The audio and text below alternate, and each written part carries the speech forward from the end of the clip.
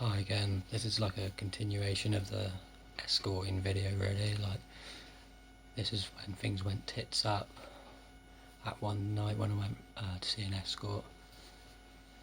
It's partly my fault really, but yeah, this must have been about 7-8 years ago, and I went to see this. I think she was from the Caribbean. I think it was Dominican Republic. Like she was almost like quite black, you know what I mean? She didn't speak much English at all. And went in there, and I thought I got a bit too cheeky, even though on the interest it said videos. But I went into the toilet, pressed record on my phone, and then kept it in my pocket and waited until I went into the room with the Dominican Republic girl, the escort, and then put it on the side next to the bedside table lamp, leaning, and like we did the deed and all that, like just a quickie, whatever it was. And then at the end, as I was getting dressed, she caught that I had the camera, and she was bloody not happy. She snatched my phone off me, and she was like, "You do video?" Like, because she didn't speak English much. I'm like, and I was like, "Yeah, fair play. Like, I'm sorry.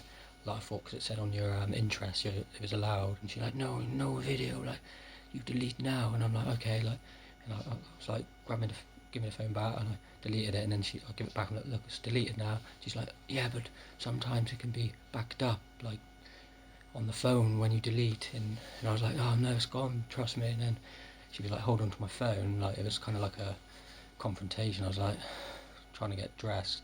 I was like, "Can I have my phone back, please?" And then she had my phone in one hand and her phone in the other, and she was messaging someone. She's like, I text my friend now, like," and I was like shitting myself. She was texting I can only assume her a pimp or whatever, like saying like obviously I'd been naughty. And she said "My friend's coming over now, like my boyfriend's coming over now." I'm like, oh my god, I'm in deep shit. So I'm like, "Can I have my phone back, please?" Like, trying to get changed. I was still naked pretty much at this point, and partly got changed, like pretty much just had my shirt to go, and then she's like, "Can I have my phone back, please?" Like, kind of urging that. Got my she finally gave it back. Got my phone, like got all my clothes on, like all sort of hanging off, not on properly really, but enough just to walk out the door. Went downstairs, the door was locked. I'm like, oh my god, my heart's going like the clappers, but the key was still in the door. So I managed to, like, basically there was a guy coming round, like, to kind of check on her, like, she obviously messaged him saying, "Oh yeah, like this man's like been filming, like against what's the word, like without permission kind of thing." So he was coming round, and I managed to get out the door. I was like shaking like a leaf. And like there was like a flat where the door opens, and then there was like maybe 10-15 meters between the door and the flats gate, like the block of flats gate. And like there was like a metal gate on the block of flats next to the wooden gate where my bike was locked. And literally I come out, like walked the 10-15 meters, got out the wooden gate, and as I was coming out, this big, like, you could tell he was like Latino man. He wasn't black. He was like, he looked Spanish, like, or like Latino. He come in like with like a frown like that, like he looked mean, like.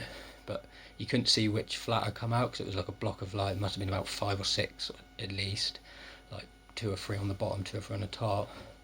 He comes storming in, but he couldn't like tell for sure if I come out that flat. He just see me come out the gate, which was like, you know what I mean, like 10-15 meters away from the flat.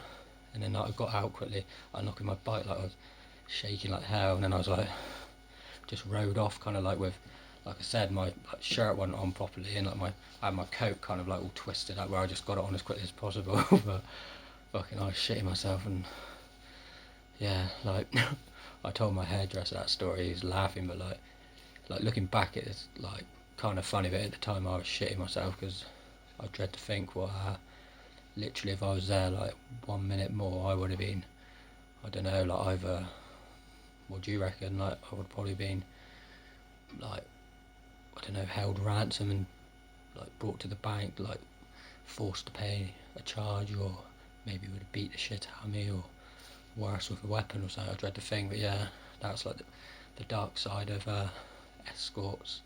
But it was my fault, like, really. But that's how like quickly things can go bad, you know. Like, it wasn't like I was like nasty or like violent. It was just I did, because some of them said the interest, you know. Yeah, I was in the wrong, but like that's another reason why like I went off it, you know, because you could, to be fair, you could do everything right in there and they could still cry wolf to their boyfriend or their pimp or whatever in it, and then you're in deep shit, you know what I mean.